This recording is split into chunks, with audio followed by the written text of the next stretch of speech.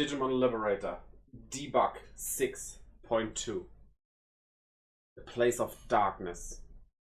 A place where no light penetrated.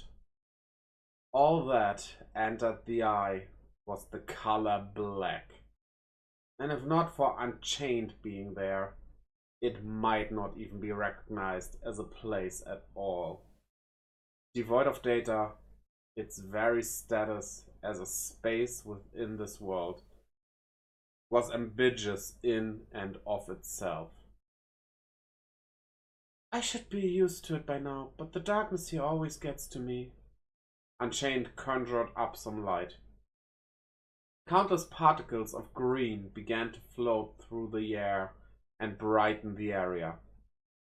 But in this empty place, the only thing illuminated was the outline of Unchained's own body. It was a space within both Lacuna and the garden, yet, at the same time, neither. It was the gap that filled the space between all the data that drifted across the net. It was the gap that Unchained accordingly gave the makeshift nickname of the Void. Digimon Liberator side story, Debug 6.2, Unchained. I am not a human. I am not human. I am not human.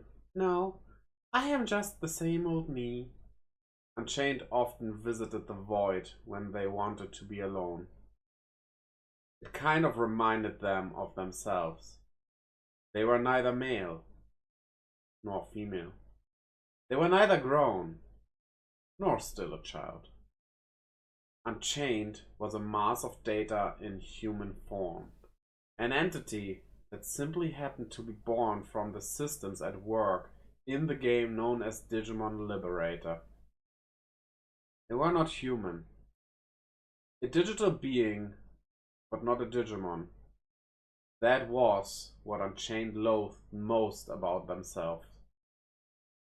Having been made to remember that fact once again, Unchained had come here to be alone and sulk a little. It's unbecoming to wallow in my feelings like this. When in the Void, Unchained would reflect on the awkward circumstances they found themselves in.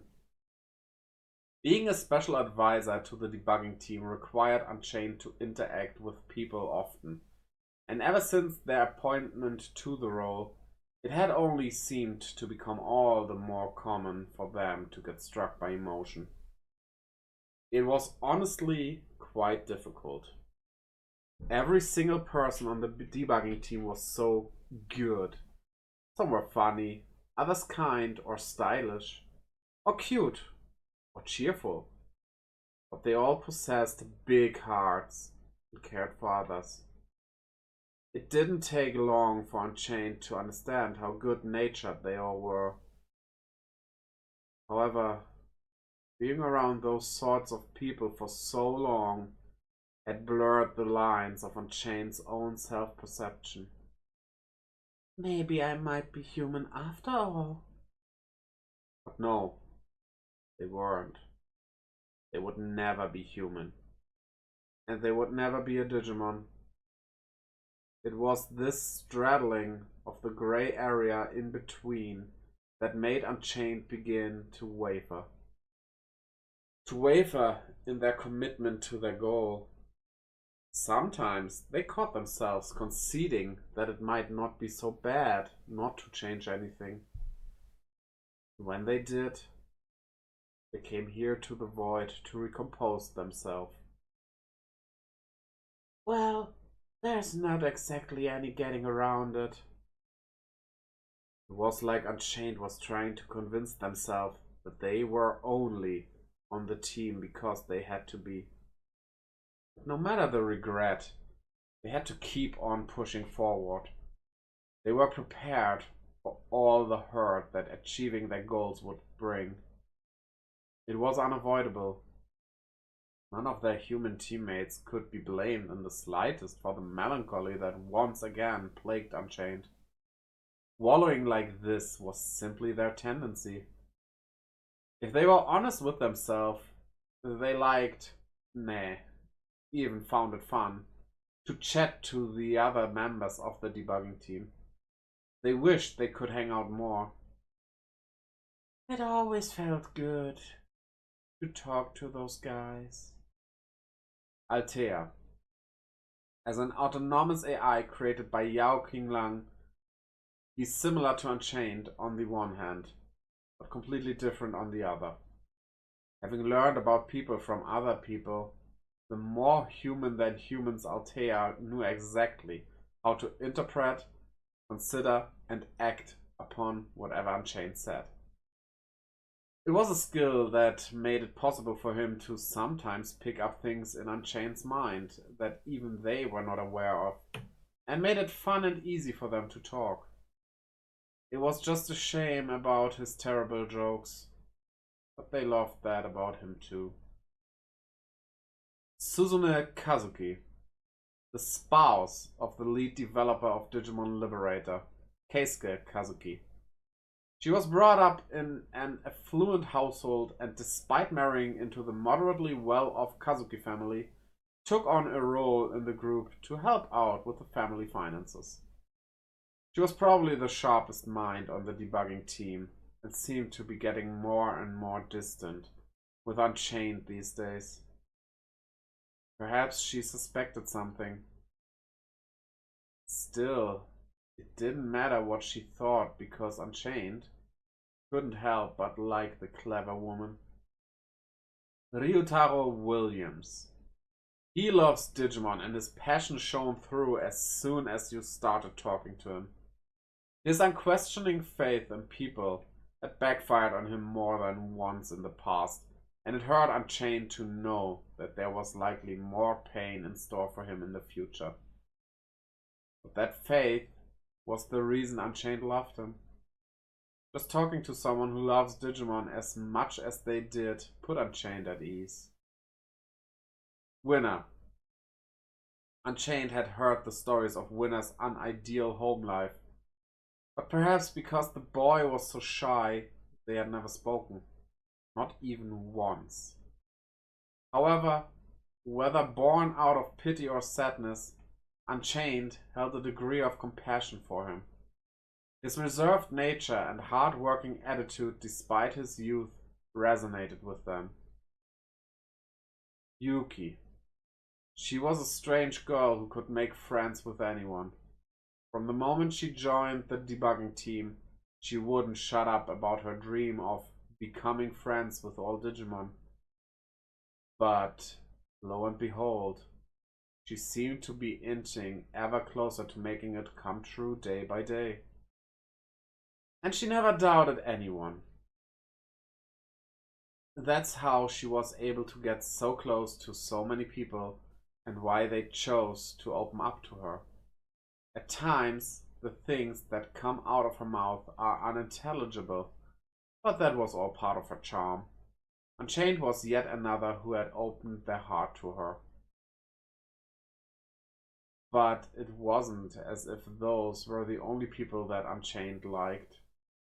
It was everyone else on the debugging team too, and in fact, all those who played Digimon Liberator and interacted with digital monster content.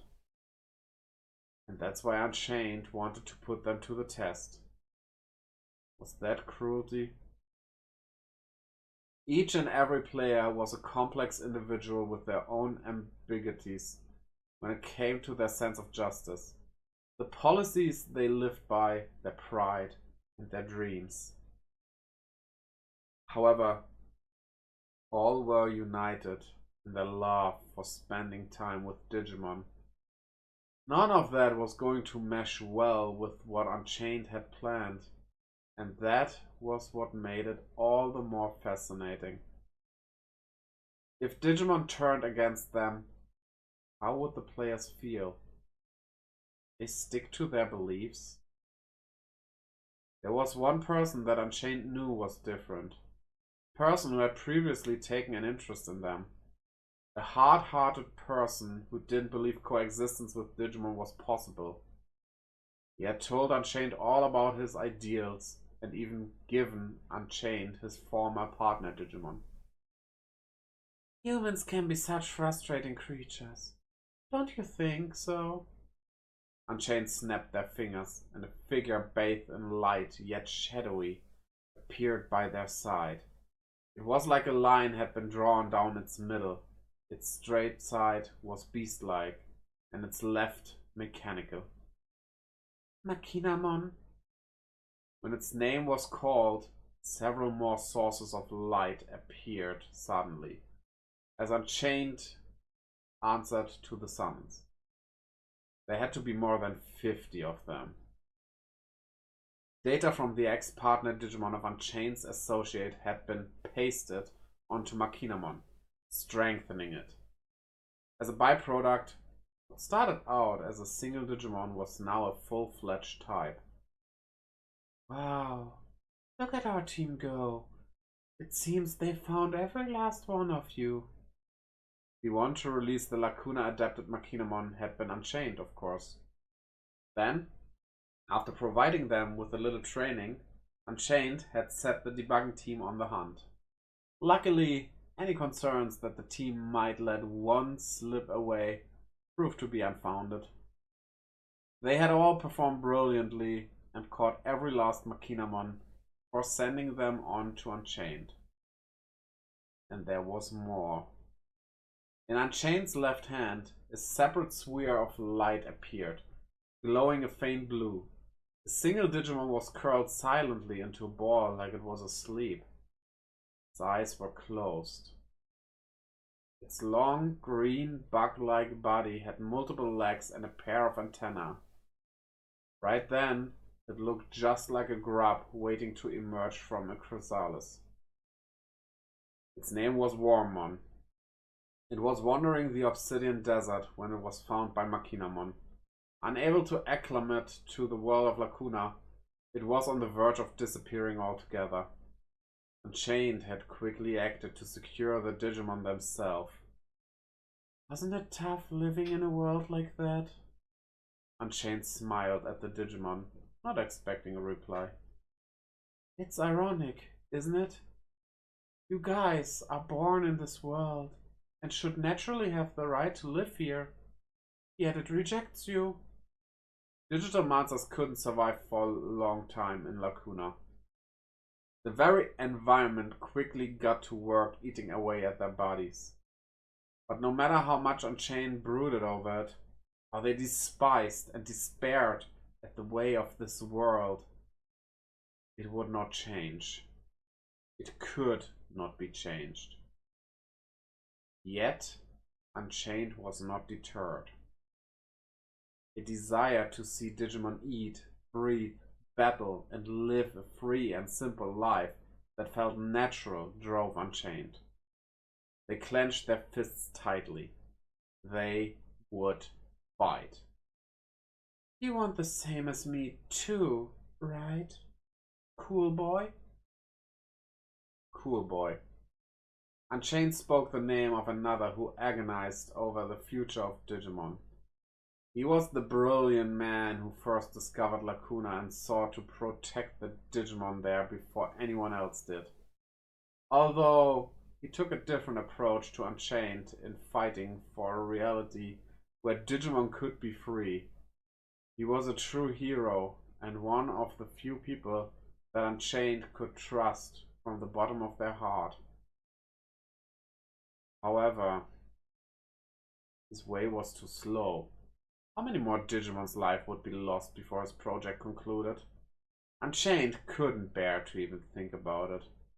They had gladly gone along with Cool Boy at the beginning, but now they were angry and frustrated at the snail's pace at which things were progressing. It's not like my way will save every Digimon either, though. Still, compared to Cool Boy's plan, Unchained's was much quicker and would help a lot more Digimon. That's what gave them the resolve to proceed, even though it meant conflicting with them. Now, let's put the sentimentality aside, shall we? Unchained switched gears in front of the numerous Machinamon.